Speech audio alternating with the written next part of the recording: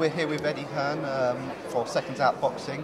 May 31st is turning out to be a really stacked card now with the signing of James DeGale. When did this all come about, signing James DeGale? Well, we saw the release by James DeGale about him being a free agent on Friday night, and we were one of the many clambering to speak to him. He spoke to, I think, nearly every big promoter out there, and we're delighted to get the job done.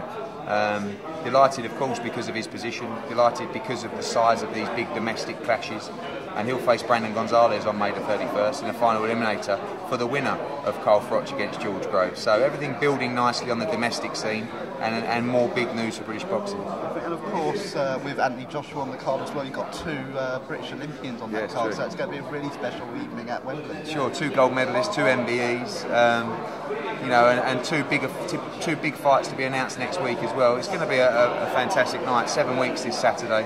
We're hoping for some weather like this. You know, can you imagine 80,000 weather like this? Froch against Groves, which is just such a huge fight, and all these big fights now added that mean so much. We just can't wait now.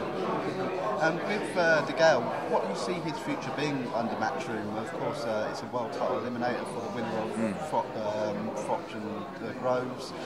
Do you see, if James does win that fight, being later on this year, another big stadium? Yeah, I believe so. I mean, obviously, you know, there's talk of unification fights and stuff like that. The bottom line is, these big domestic fights are what people want to see, you know, and from a financial point of view, from the fighter as well, these are the fights where there is the most money. So, you know, if you're Carl Froch and you beat George Groves, why not fight James DeGale? It's a huge money fight, and the same applies to George Groves. So, when James beats Brandon Gonzalez, he becomes the mandatory. They have to fight him. So, you know, they can look at other options and unifications, but essentially that fight is the one that makes sense to the fans and to the broadcasters. So my gut feeling is that will be made, and probably around October, November of 2014.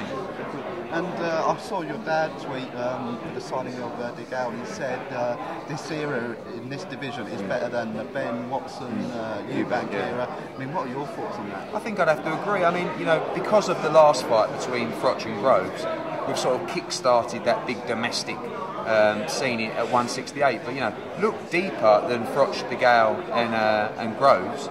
You know, look at Paul Smith, Rocky Fielding, Callum Smith, you know, other super middleweights that are in the mix as well. Billy Joe potentially moving up to super middleweight as well. Maybe even Martin Murray down the line as well. So the 168 division has always been the one that's like a sleeping giant domestically. And I think we've just woken it up. And DeGale's going to be a massive part of that moving forward.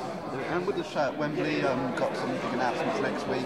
Are we going to see more ticket sales? When can fans expect a day where they're going to find out if they can get more tickets for that show? Well, we hope that will be last week. We're expecting a call any time today about our application to Transport for London and the local council for the additional tickets. We're very confident that we'll have 20,000 going on sale at some point next week.